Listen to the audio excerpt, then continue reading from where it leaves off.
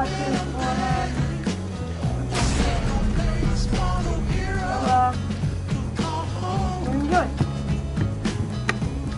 When you bring up a discussion of what is best to do, you'll often hear one name great reputable from the side. We're going to say that arguably one is of not the best ever created.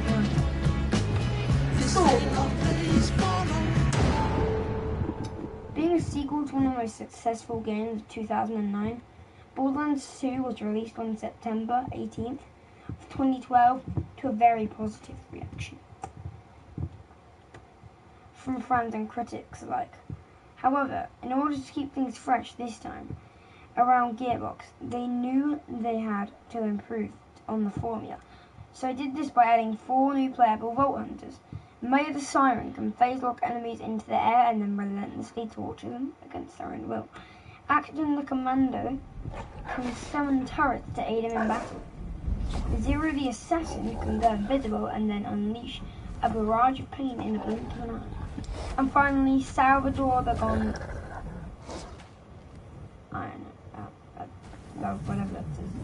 Gunzerker can dual-wield any 2 weapons in the game for massive damage and huge survivability. What's even cool about this?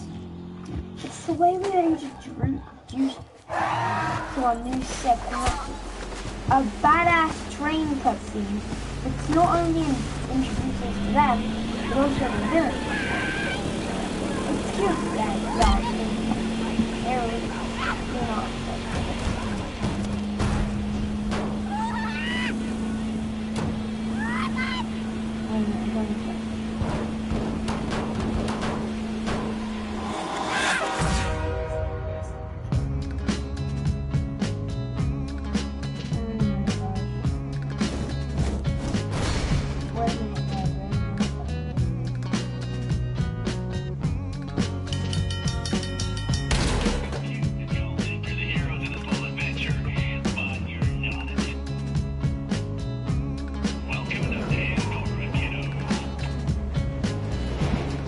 Borderlands 2 also did something that Borderlands 1 did not do by later adding on to DLC Vault Hunters. First player. Gage the Necromancer can summon her Robo BFF, Death Trap, a killer robot capable of so many things in order to help Gage and creep out and free the Psycho is a buzzsaw wielding blowing up and ruining everything.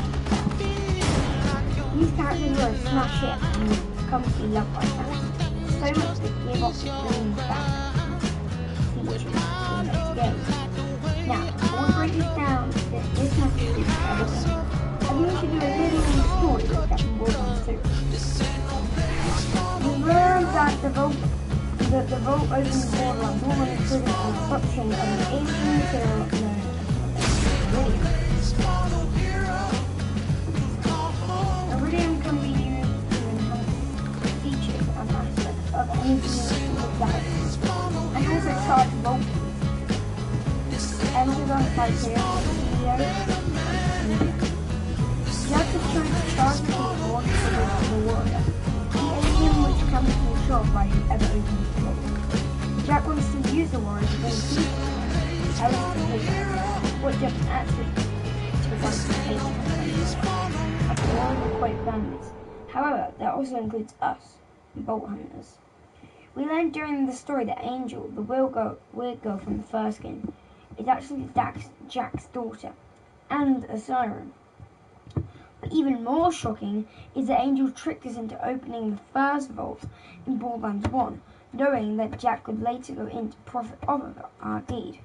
So in Borderlands 2, we'll travel to Sanctuary, meet our past 4 Vault Hunters, and a bunch of new friends in order to team up and take out Handsome Jack and stop the warrior. But really, as complicated as it sounds, that's just scratching the surface. If you're watching this video right now and you don't already own the game, then do yourself a huge favor and pick yourself up a copy because it's fantastic. In fact, the story of Borderlands 2 was for discussion. So great that not only is the game up for discussion as one of the best release shooters of all time, Handsome Jack is often regarded as one of the best games in the world. But see, that right there is when you know you have a great idea. Don't take my word for it, but by February 2014, Borderlands sold for over 8 million copies. And let's not forget all of the awards that were won. This game is a masterpiece. Whether you like it or not, you cannot deny the level of success it reached due to just how many people enjoy playing it with friends or alone. And I mean, come on, IGN. IGN gave a 9 out of 10. That speaks volumes. And to top all of this off, just like Borderlands 1, this game continues up to 4 great DLCs.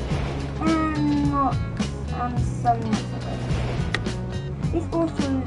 This game also features a new kind of DLC in the form of headhunter packs.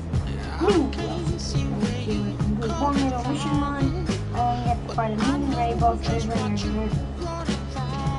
And finally, Borderlands 2 also introduced purchasable cosmetics to your character. What about all of this? That was such a huge array of content and very little cause to have that every playthrough DLC is different. For example, my preferred way to play is start the game and make a sanctuary to explore inside along my way, and then find a sanctuary for and get a house, and use that as a house, or snow my house, iron up and dig up the story. At this point, I like to run the Hammer Up DLC and for finishing the game and if you decide to do any of that, then go and use it. Now you see how integral that sounds, and it's just my preferred way to play. Imagine all the dying this level freedom just makes you feel in control and always the game feeling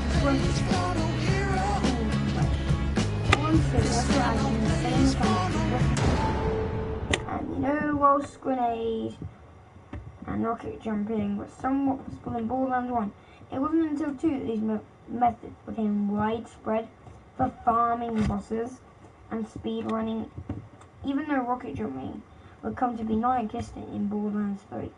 Rocket jumping played a huge role in the success of Borderlands 2 farming and speedrunning nonetheless. And while on the subject new things Borderlands 2 introduced, would it be foolish not to include the secret stash? In a nutshell, the secret stash acted as a full swap bank, which you could put your items into. On one character and then pop over to another character and then retrieve those items. This made that so solo players could carry gear over to their new characters if they needed to. And it was really handy not to have a friend there to drop the new loot. So at this point, you're probably thinking, yeah, okay, epic, this game adds some new stuff. And that all is take the sport as another. No, it also includes the content between Borderlands 1. For example, the new now having a set these are the specific items that you find as much as any other item you can. In order to use your plan to kill all those things, completely overlook farming, giving multiple side missions that are in farmable items. Well, that was already a key feature in Borderlands 1, but a new way to do it for Borderlands 2. If you really wanted to, you could farm mob machines for items. Also,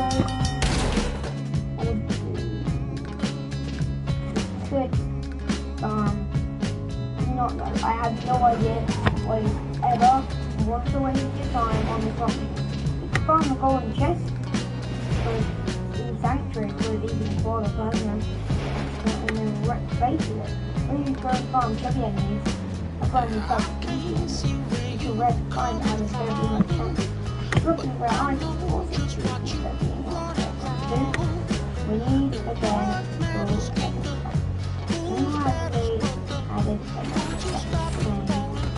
allow for more freedom how you and if we jump back to manual addition for a second, it was originally not necessarily brand new armor and currency come to the main thing on the side.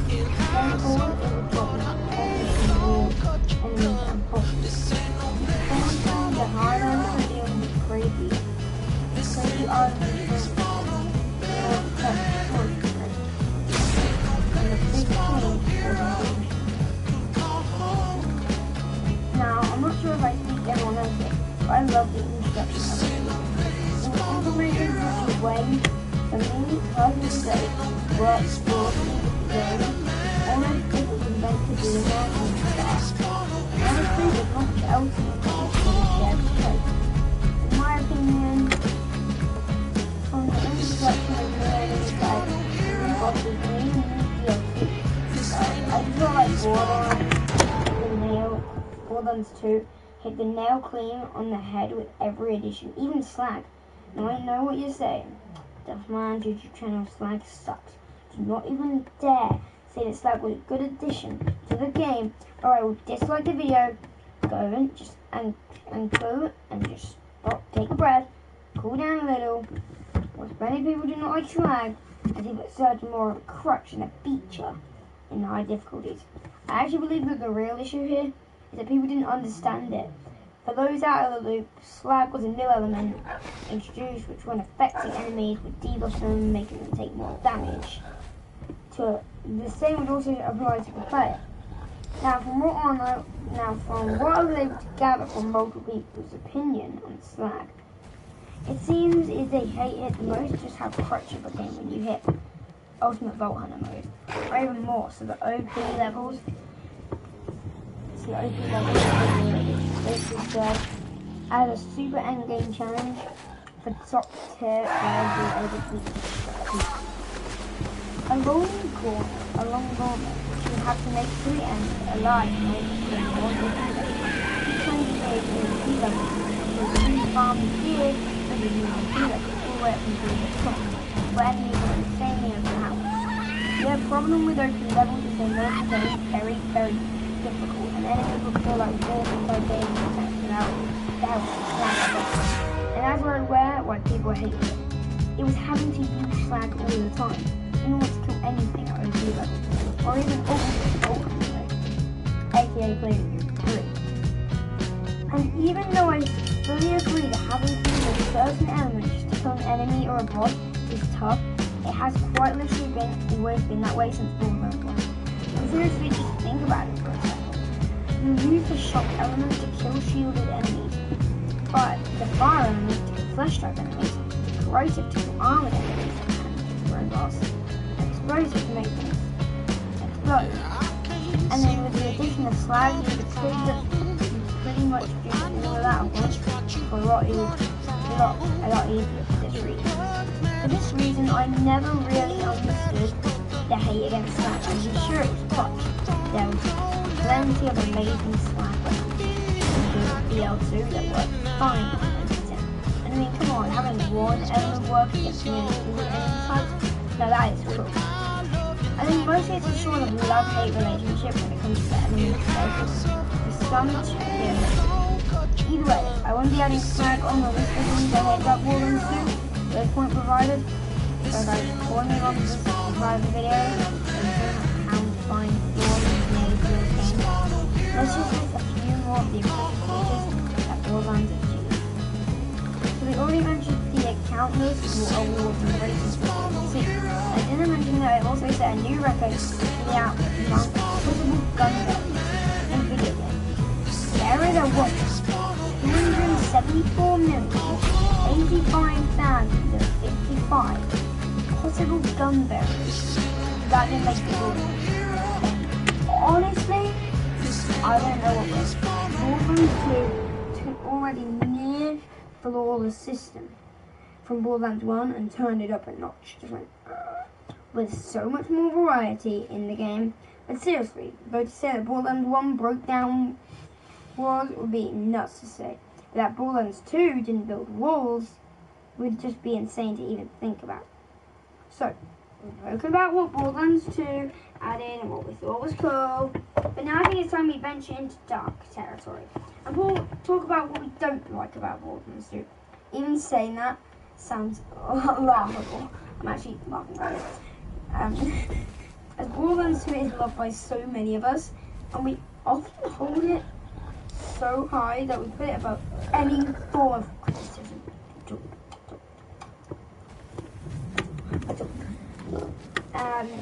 But I do think that for this video, especially for those watching this and the event debating whether or not, that it's important to take them off. We take off them rose tinted shades and just throw them in. The first thing I want to talk about is the scale of the game. Since, you know, I'm 3 we're boring, and bags around it. Early on. So, to be honest, scaling and overvolting the most OP levels with nails from the get-go with the slag would never have to be. When Ultimate Vault Hunter mode came out, it made fans clear to Gearbox that they were not a fan of the scaling and one of it.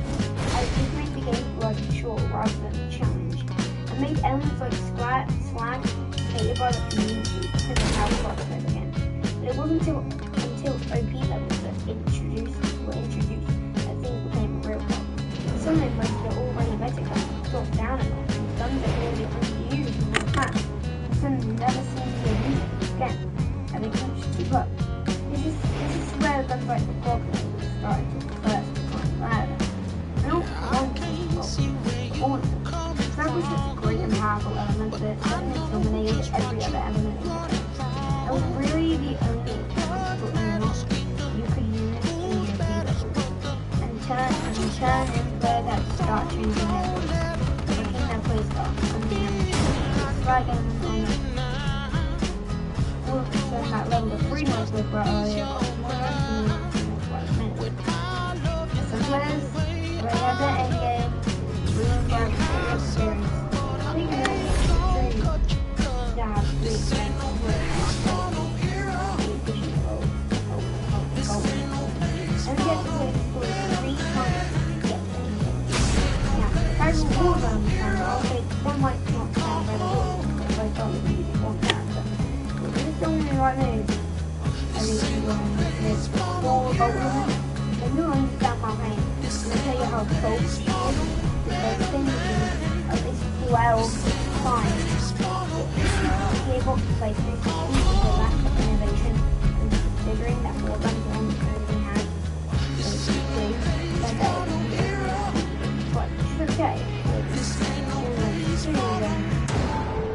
Okay, so Borderlands 2 they decided to add a third playroom, having overwhelmingly stronger enemies. Just doesn't make the cut in terms of replayability. I've often brainstormed some ideas to make Ultimate Vault Hunter more replayable, such as adding exclusive missions or quest rewards, but as it stands, Ultimate Vault Hunter mode just isn't giving you the drive you need to complete it right now. Let's follow my critique of Ultimate Vault Hunter mode. Let's move on to something you guys said you hated.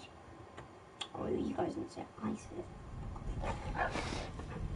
It's the quality of life change. Now, let me first start with saying that I saw way too many people bringing up features in Borderlands 3. Because if you well know, Borderlands 3 has it, Borderlands 2 should have it too. But I don't think that's a fair way to say it. All Borderlands 2 was indeed missing some of these changes, but I can understand why mantling things or fast travel isn't a thing. However, I will agree that things like the lack of bite, vendors, is something I can 100% get behind, as well as legendary monsters. More safe stations, please get both the really version online that aren't the Borderlands table. We're able to include so much in order to make the game so great and that we can get that often go down the overall goes. Now my final critique of Borderlands 2, it adds to be absolutely horrendous gunplay. Now granted, Borderlands looks like Fallout has never really had a good gunplay, but I would love to see some changes in how sniper rifles, assault rifles, and maybe even submachine guns handled in Borderlands 2. So instead of most times you'll find yourself firing from the hip, but it can actually be a lot more accurate with some weapons. And that to me speaks volumes about the gunplay in general. For the last, we're finally done critiquing the game. I could go on, but I'm not here to nitpick flaws and argue this game. This is what I'm going to do. I've got like 4 minutes to show it. Let's talk about what we love about this game. Asking someone what they love about Borderlands 2 is very which is kind of wrong. Let me show you how and feel on here what it is, but so much. First when you use it, and then pop there's no doubt I really thought it was on my way. The chance to check. Can't be checked. This one, I would say is surprising. Oh, come on, people, if you've played this game, maybe in parts, people kind of takes this game up and the devil. Double S as the insane villain that one got. I never knew how to explain games performance from the get-go. Drive off a certain kind of chance to really do. Very hard technique to learn how to work coming off of it. About losing a moment, guys like Gearbox featured in every Borderlands. They are. Captain Joe quickly became the Joker of the Borderlands franchise, having an ability to carry a game. And through now moving to more things you guys love, it's the farming. And again, this is something I saw coming, but yes, farming is so much better in this game. The large increase of named enemies, dedicated drops, and unique weapons alone, I mean, sure, Borderlands 1 had some decent farming, but Borderlands 2 just did it in a way that was so much more genuine and fun to experience over and over again. Just like farming should be done. But guys, if I could just jump here in 2 seconds, please. What I love about Borderlands 2 more than anything is the expansion of raid bosses now. Now, granted, we had Cormax in Borderlands 1, but that was really all we had, and fans were begging and pleading for more. Did we get there? Did we get there? There are so many more fantastic raid bosses in Borderlands 2. So many unique raid drops that you had to bunch of guest drops and really bad ones.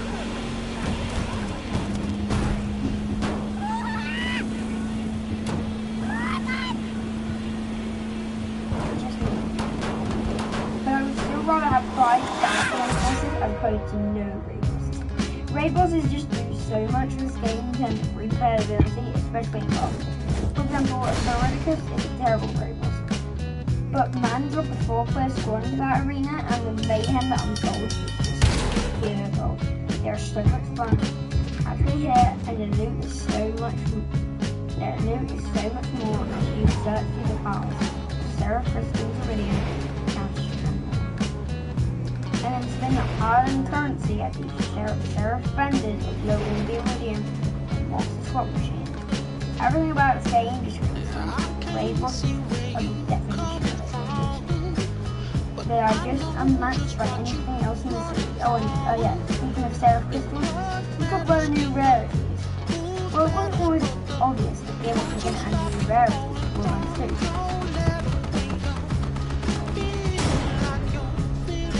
They actually had a few. They added the first one, is E-Tech. E-Tech is basically a weapon which is kind of an Iridium powered bullet. Well, it doesn't actually do much different to most weapons in community specs. It isn't really much to write home about. The next rarity is Seraph. Honestly, Seraph might be one, if not the coolest rarity ever. Introduce Seraph weapons can only be obtained in DLC. Using either from raid bosses or from using Seraph crystals.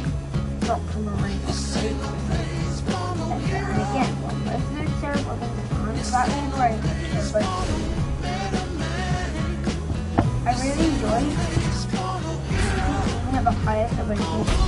And then we finally have the Evanescent area, aka Rainbow, added with the Commander Lyrics DLC, shortly before Borderlands 2 released. Now FFSN is actually quite a more unique one. Most FFS and shortly before Borderlands 3 release.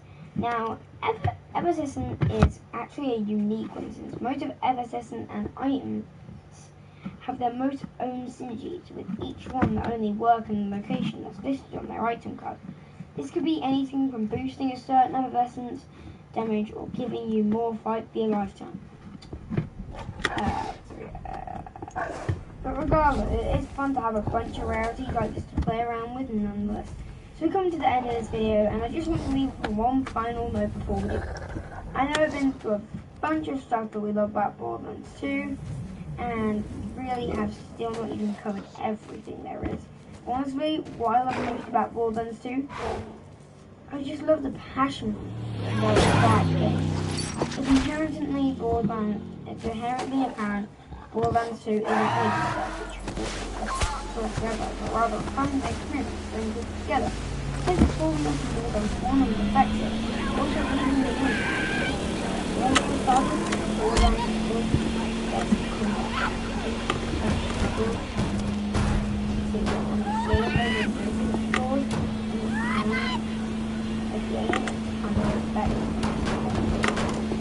And now more of the releasing by day on PC, and expanding this game's content base. The team enhancements say that Borderlands 2 is going to be forgotten anytime soon. Borderlands 2 didn't just change the industry a step ever, it revolutionized it. Thank you guys so much for watching Chapter 2 of Remembering Borderlands. Remember that next up is Chapter 3, and we'll be taking a look at Borderlands the pre-sequel. As always, let me know what you love and hate about that game in the comment section below. As well as what you loved about Borderlands 2. But until then, please have a night. Please take care of one another and have a nice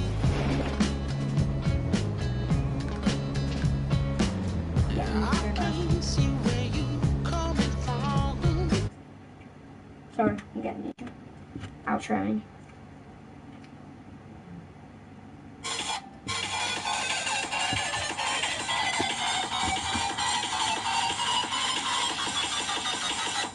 The language is down.